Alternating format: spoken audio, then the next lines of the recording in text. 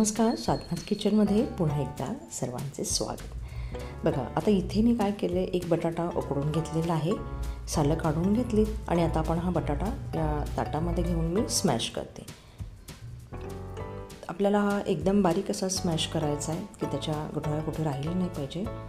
तुम्हाला वाटलं तुम्ही किसूनही घेऊ शकता, किसणीने पण स्मॅश होतो आहे, उकडलेला आहे. बघा, बऱ्यापैकी आपला झालेला आहे इथे स्मॅश करून. आणि आता याच्यानंतर आपण याच्यामध्ये काही जिंचा ॲड करून घेणार आहे. तर तुम्ही बघू शकता अशा पद्धतीने एवढं आपल्याला स्मॅश करून घ्यायचं. आता याच्यामध्ये आपण थोडीशी हळद घालूया, म्हणजे अर्धा चमचाला पण जरा कमी घातली आहे मी. तर इथे मी घरगुती केलेला मसाला घातला थोडासा. याचा व्हिडिओ आहे अपलोड केलेला, तुम्ही बघा. याच्यामध्ये धणे पूड, जिरे पूड, त्यानंतर फ्लॅक्सीड्स वगैरे असे भरपूर पदार्थ आहेत, तुम्ही करा. थोडीशी हिरवी मिरची आपण ॲड करूया याच्यामध्ये, बारीक चिरून घेतली आहे. त्यानंतर आता इथे मी कांदा पातीचा जे हे होता पात होती ती मी थोडीशी बारीक चॉप करून घेतली आहे. गाजराचा किसही आपण याच्यामध्ये घालणार आहे. हा पौष्टिक पदार्थ लहान मुलांसाठी पण आहे, सर्वांसाठीच आहे. त्याच्यामुळे गाजर आणि सध्या सीझनही आहे, आपल्याला मिळतात. कोथिंबीरही घालून घेऊया बारीक चिरून. बघा, सगळी कोथिंबीर याच्यामध्ये आपण घालून घेतली आहे. इथे तांदळाचं पीठ मी घेते आहे, तर आता मीडियम साईजचा चमचा घेतला आहे. 2 चमचे मी याच्यामध्ये वापरते पीठ. आणि हे आपल्याला मीठ ॲड करून घ्यायचं आहे. आणि बाकीचे सगळे पदार्थ आपण आधीच घालून घेतले. तिखटाचा वापर मी जरा याच्यामध्ये कमी केला आहे, तुम्हाला आवडलं तर तुम्ही घालू शकता. ठीक आहे, सगळेच जिन्नस आपले ॲड करून झालेत. आणि आता आपल्याला हे पाण्याचा वापर न करता हे एकसारखं असं घट्ट मळून घ्यायचं आहे. तर हे मी थोडंसं जरा मिक्स करायचं हे करते प्रयत्न, की जेणेकरून जे काही आपण इन्ग्रेडियंट्स याच्यामध्ये ॲड केले होते ना, तर हे सगळे एकजीव होतील. आणि आपण याचा गोळा असा मळून घ्यायचा आहे. आता तुम्हाला इथे मी दाखवते, जेवढा घट्ट असेल तेवढाच आपण, कारण पाण्याचा वापर इथे अजिबातच केलेला नाही आहे. थोडंसं तेल आपण इथे बघा घातलं आहे मी, तर ते हाताला पण आपल्याला चिकटणार नाही आहे. आणि नंतर मग आपल्याला इथे काय करायचं तुम्हाला मी बघा, ते इथे आपल्याला रेडी झालं आहे. हे घट्ट मळून घेतलं. आता हे आहे 2 चमचे कॉर्नफ्लोअर मी घेतलं होतं, पाणी त्याची पेस्ट करून घेतली, पातळ पेस्ट केली आहे. आणि ती बाजूला ठेवून आता एका डिशमध्ये मी बारीक रवा घेतलेला आहे. तर हे आपल्याला कशा पद्धतीने वापरायचं आहे का, तर बघा, आता पहिले काय करू, याच्यामधलं एक छोटासा जरा जे आपलं पीठ तयार झालं होतं, तेलाचा हात मी लावून घेतला आहे हाताला.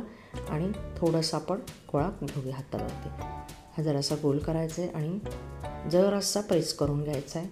आणि इथे आपल्याला करायचं आहे आलू टिक्की. तर आता याच्यामध्ये तुम्ही आपण गाजरही घातलेला आहे, त्यानंतर कांदापातीचा कांदाही आहे. अतिशय पौष्टिक अशा टिक्की आपल्या इथे आता करून झालेल्या आहेत. आता आपल्याला काय करायचं आहे की एकीकडे मी गॅसवरती तवा हा तापत ठेवलेला आहे. बघा, आता इथे तवा आपला तापून झाला आहे. त्याच्यानंतर मी याच्यावर जरा तेल घातलं आहे. तर इथे आपल्याला डीप फ्राय करायचं नाही, तर आपण शॅलो फ्राय करणार आहे, साधारण परतून घेणार आहे. जास्त तेल वापरायचं नाही आहे. मीडियम आच केलेली आहे, मध्यम आचेवर ठेवला आहे गॅस. तर आपली ही टिक्की जी आहे ती आपण पहिली कॉर्नफ्लोअरचं जे पाणी केलं त्याच्यामध्ये आपण डीप करणार आहे. नंतर हे आपण रव्यात घोळवून घेणार आहे.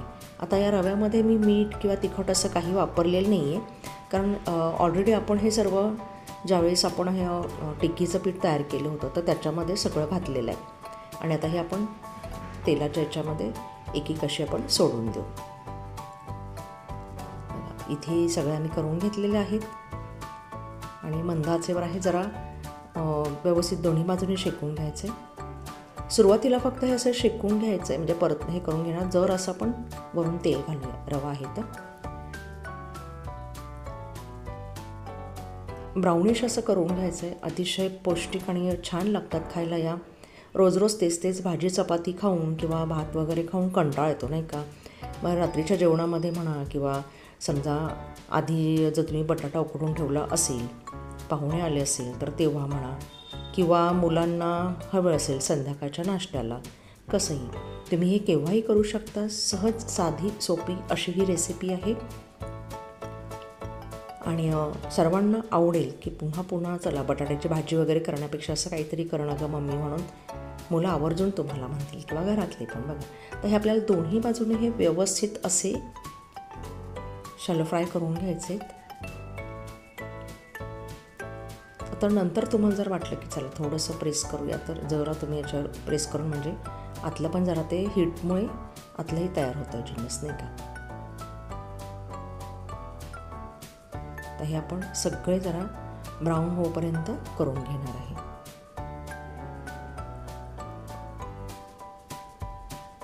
म्हणजे तळून खाण्यापेक्षा नाही का, कधीतरी बटाटे वडे तर आपले सर्वांनाच आवडतात, पण अशा टिक्की आपण कधीतरी करून खाल्ल्या पाहिजेत. आणि मार्केटमध्ये बनता सध्या तरी भाज्या भरपूर मिळतात आहे, नाही का. तर मग भाज्यांचा आस्वादही अशा पद्धतीने घेतला पाहिजे. सगळे पोटामध्ये एका वेळेस जातात ना, आणि पौष्टिक आहेत शिवाय हे, नाही का, भाज्या. बघा, लक्षात आलं असेल तुम्हाला आपल्याला किती ब्राऊन हवं आहे ते आता. आणि हे क्रिस्पी झालेलं आहे, कारण बघा इथे तांदळाच्या पिठामध्ये आपण हे वापरलं होतं आणि शिवाय वरून आपण रवा लावून घेतला आहे, त्याच्यामुळे अतिशय क्रिस्पी अशा झालेल्या आहेत या. कुरकुरीत आपली आलू टिक्की इथे तयार झाली आहे. मी काढून घेतली आहे. तुम्ही पुदिन्याच्या चटणीसोबत किंवा तुम्हाला लागला टोमॅटो सॉस किंवा चिंचेच्या चटणीसोबत तुम्ही वापरू शकता. चला करून बघा. लाईक करा, शेअर करा आणि सबस्क्राईब करा साधनाज किचन.